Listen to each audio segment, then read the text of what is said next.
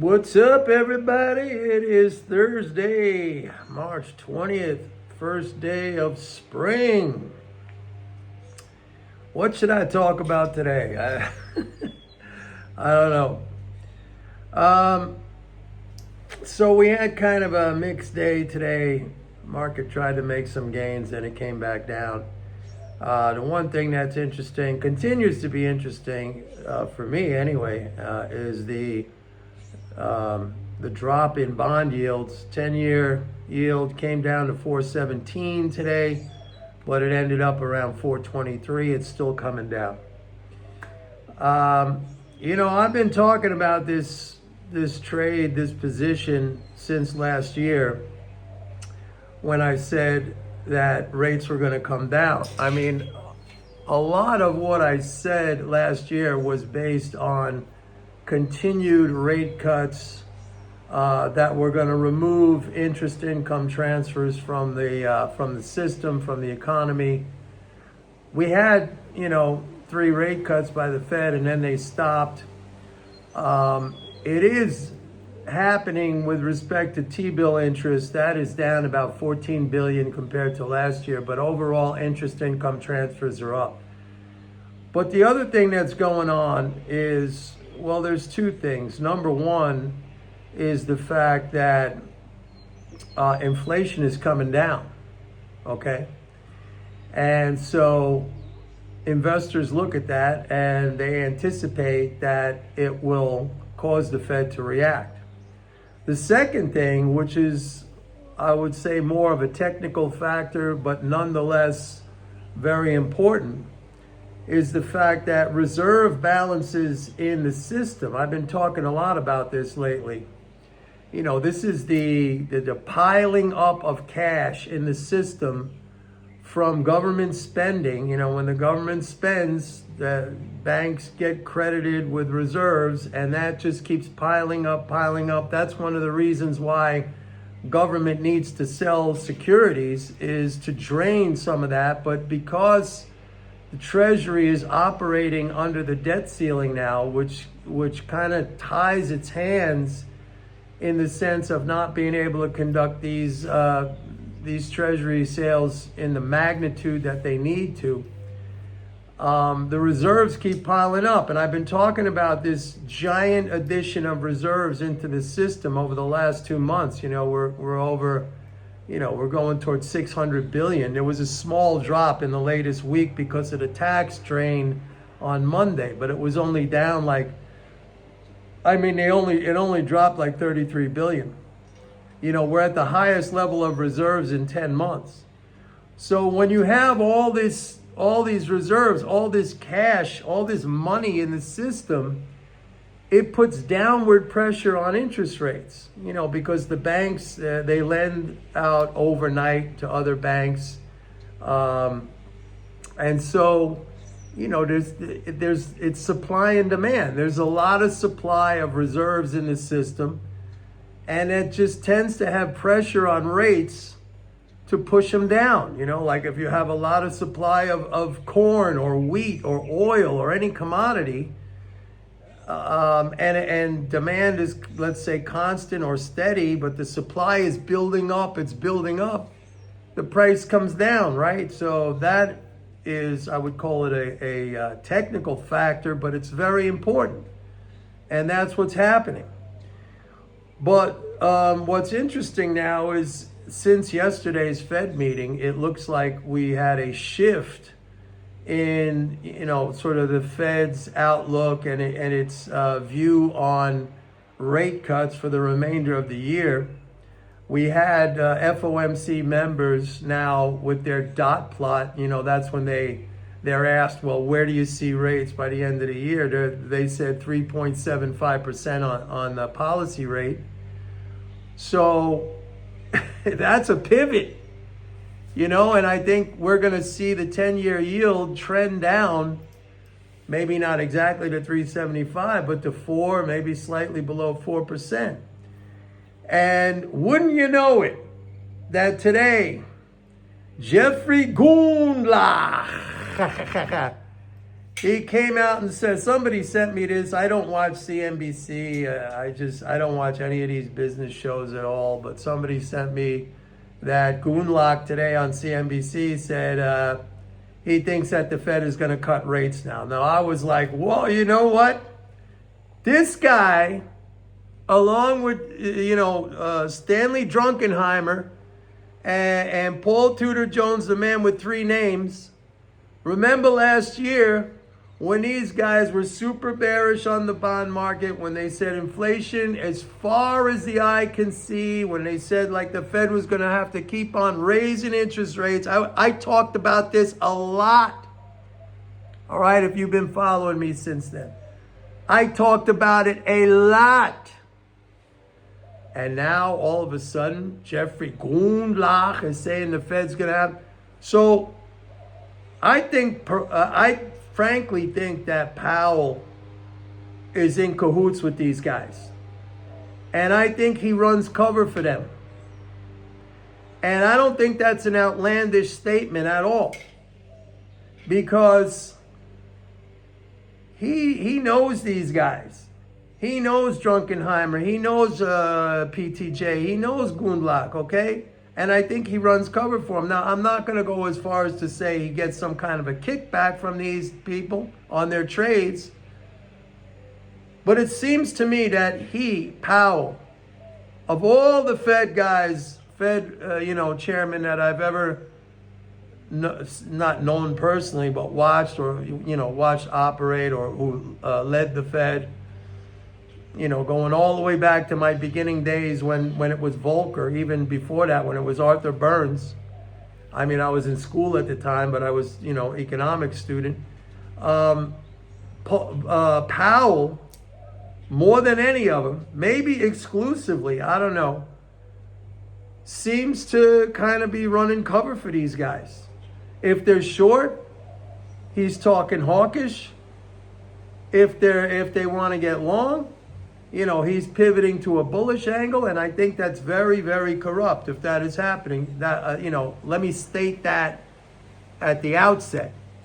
However, it's also a signal to you guys, to us, that if Goonlach says the Fed's going to cut rates, and if Powell indeed is running cover for these guys' positions, then Powell's going to cut rates. And like I've been saying all along, treasuries are your best bet right now. Treasuries, I've been saying it since the end of last year. Treasuries are your best bet. Okay, I had people. We've been buying treasury ETFs. Been buying cash treasuries. Been buying long treasury futures, stuff like that. I've been saying. Somebody posted a comment on here a couple of weeks, kind of sarcastically, I think, saying, so Mike, how's your bond position going? Okay, that was up when the rate was up around, 470 or something like that, 465. And I said, it's going fine. When I do something, I don't expect like tomorrow, boom, it's going to happen like that. I'm a macroeconomic trader, okay? So I position for what I see out ahead as how the environment is going to develop, how it's going to come together. What are the factors that are going to impact the economic condition as I look ahead? I'm not like, oh, I bought bonds. They better go up tomorrow or else I'm cutting out of this position. Somebody asked me that, some people have asked me, the only leveraged trading I do anymore, I do buy stocks on margin. All my stocks I buy on margin. But the only really leveraged trading I do anymore is Forex, foreign exchange. And I don't do a lot of that. I do position in that. But that's leverage. I don't really do futures anymore, even though, my background as a futures trader. I was a member of 4 different exchanges, trading in the pits in Chicago and New York. So it's interesting with this Powell situation. I think he runs cover for these guys. So on the one hand, it is kind of important what guys like Gundlach and PTJ and Druckenheimer, what they say, because the Fed tends to follow. I think, they're all in cahoots together. On the other hand, in the big perspective, I go against, most of the time I go against, or I'm early against what these guys talk about, because they know nothing when it comes to their understanding of monetary policy, of fiscal policy, of the monetary system.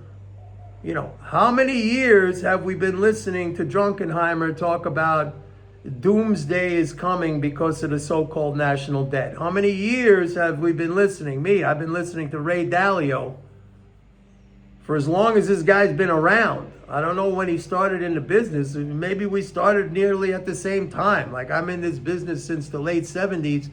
How many times has this guy been talking about the debt doomsday cloud hanging over us with the national debt? Just the other day, he's saying, we're almost there. We're almost there.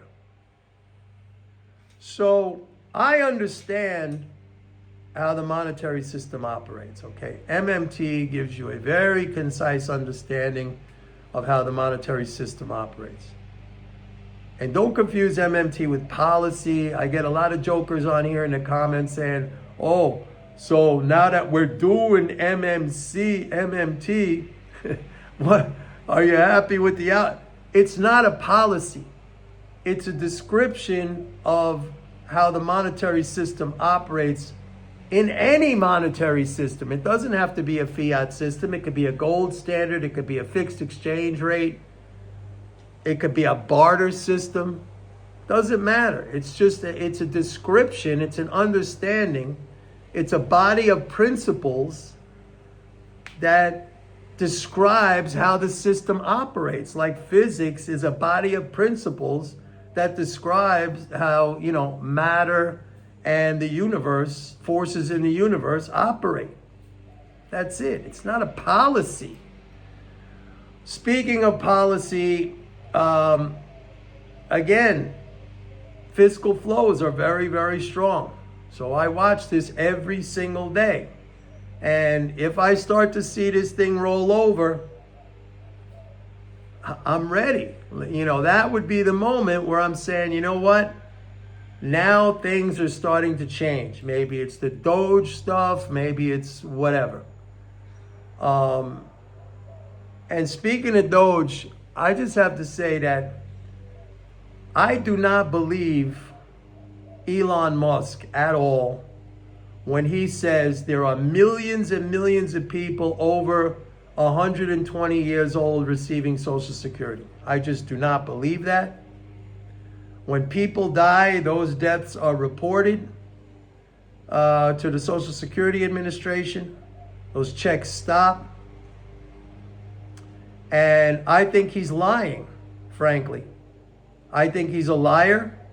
He hasn't shown, to my knowledge, he hasn't shown any proof of these millions and millions of people receiving Social Security. I think it's a stealth strategy to cut Social Security, which he is vehemently opposed to, because he says that is the biggest, treasury withdrawal in the system, which is true, and he wants to cut it. So I do not believe. I think he is lying. I think he is a liar. And I do not believe there are millions and millions of people over 120 years old that, his claim that there are, I think he's lying, and I think it's total bullshit. And nobody has asked him to put up any proof. He just goes out there and says, there's millions of people over 120 years old receiving. I don't believe it. I'm sorry. I could be wrong. Maybe there was, glitches in the system or ways that the deaths were not reported or whatever. But millions and millions? Come on. Seriously? 100,000, maybe I could see, possibly. But not millions and millions of people over 120 years old. And that is his claim. and I think he's full of shit, and I think he's a fucking liar. On top of the fact that he's an economic illiterate moron. He's maybe good with the SpaceX, Tesla. You could not pay me to buy a Tesla. I like horsepower. I'm a muscle car guy. All the cars I've ever owned. I have a truck now, a Toyota pickup truck, which I'm very, very happy with. But I've owned Porsches, I've owned Corvettes, I've owned Camaros. I like muscle, I like horsepower. You're not gonna get me to buy no freaking Tesla. If you have a Tesla and you like it, I'm happy for you, but I mean, it's gonna take me a long time to get into the whole electric car thing. I don't know, I just think Teslas, I think they're ugly. And, you know, I'm old school. What can I tell you? I like loud motorcycles. I like cars with a lot of horsepower. And I like internal combustion engines. What can I tell you? That's me. Anyway, that's it for today, folks. Please like and subscribe. If you've done that already, thank you very much. I appreciate it. It really helps the channel a lot. And go to my website. Sign up for a 30-day free trial to MMT Trader. Remember, I'm the only one who has an applied approach to MMT. I take the concepts and understandings of MMT and I help you to invest and trade in the financial markets. You learn something, your level goes up, your understanding goes up, your confidence goes up, your power goes up, your ability goes up. Constant learning, that should be your goal. Constant learning. I learn something new every day. Anyway, that's it for today, folks. Thanks for watching, and I'll see you tomorrow. Bye.